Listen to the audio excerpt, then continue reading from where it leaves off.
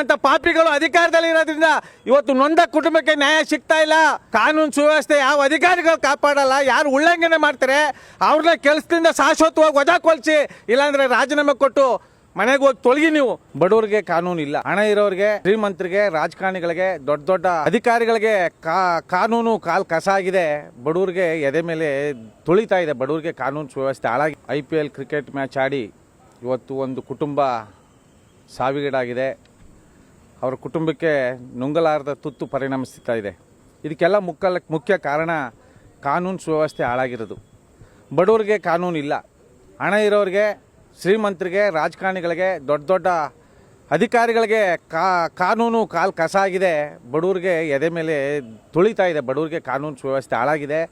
ಇವತ್ತು ಮೊನ್ನೆ ನಮ್ಮ ಕಚೇರಿಗೆ ಬಂದಿದ್ದರು. ನಮ್ಮ ಬೀಚ್ನಲ್ಲಿ ಗ್ರಾಮಸ್ಥರು ಎಲ್ಲರೂ ಸುಮಾರು ಒಂದು 4-5 ಜನ ನಮ್ಮ ಕಚೇರಿಗೆ ಬಂದಿದ್ದರು.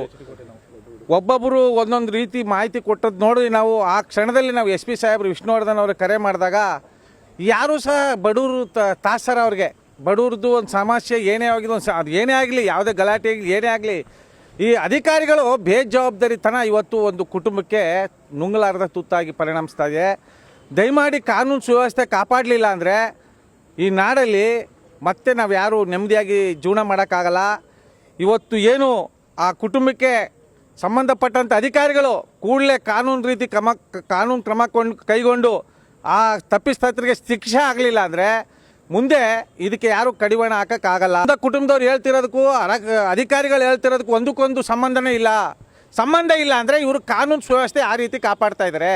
ಕಾನೂನು ಯಾರ ಪರ ಇದೆ, ಯಾರು ಕೈಗೊಂಬೆಯಾಗಿ ಇವ್ರು ಕೆಲಸ ಮಾಡ್ತಾ ಇದ್ದಾರೆ, ನಮಗೆ ನೋವಾಗ್ತಾ ಇದೆ. ಇವತ್ತು ಆ ಮಕ್ಕಳು ಎಷ್ಟೆಷ್ಟು ವರ್ಷ ರೀ ಮಕ್ಕಳಿಗೆ 5 ವರ್ಷ 7 ವರ್ಷದವ್ರು ಅಂದರೆ ಅವ್ರ ಜೀವನಕ್ಕೆ ತುಂಬಿಸೋರು ಯಾರು, ಅವ್ರನ್ನ ಈ ಸಮಾಜದಲ್ಲಿ ಮೇಲೆ ತರೋರು ಯಾರು?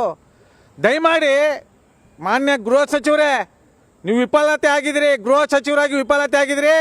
ಈ ಕೂಡಲೇ ನೀವು ನಿಜವಾಗ್ಲೂ ದಲಿತ ಸಮಾಜದಲ್ಲಿ ನೀವು ಹುಟ್ಟಿ ನೀವು ಗೃಹ ಸಚಿವರು ಆಗಿದ್ರೆ ಸಂವಿಧಾನ ಶಿಲ್ಪಿ ಡಾಕ್ಟರ್ BR ಅಂಬೇಡ್ಕರ್ ಅವರ ತತ್ವ ಸಿದ್ಧಾಂತಗಳನ್ನ ನೀವು ಪಾಲಿಸದೇ ಆಗಿದ್ರೆ ಈ ಕೂಡಲೇ ಒಂದು ಆದೇಶ ಹೊರಡಿಸಿ ಕಾನೂನು ಸುವ್ಯವಸ್ಥೆ ಯಾವ ಅಧಿಕಾರಿಗಳು ಕಾಪಾಡಲ್ಲ, ಯಾರು ಉಲ್ಲಂಘನೆ ಮಾಡ್ತಾರೆ ಅವ್ರನ್ನ ಕೆಲಸದಿಂದ ಶಾಶ್ವತವಾಗಿ ವಜಾಗೊಳಿಸಿ, ಇಲ್ಲಾಂದ್ರೆ ರಾಜೀನಾಮೆ ಕೊಟ್ಟು ಮನೆಗೆ ಹೋಗಿ ತೊಲಗಿ. ನೀವು ನಿಮ್ಮಂಥ ಪಾಪಿಗಳು ಅಧಿಕಾರದಲ್ಲಿ ಇರೋದ್ರಿಂದ ಇವತ್ತು ನೊಂದ ಕುಟುಂಬಕ್ಕೆ ನ್ಯಾಯ ಸಿಗ್ತಾ ಇಲ್ಲ.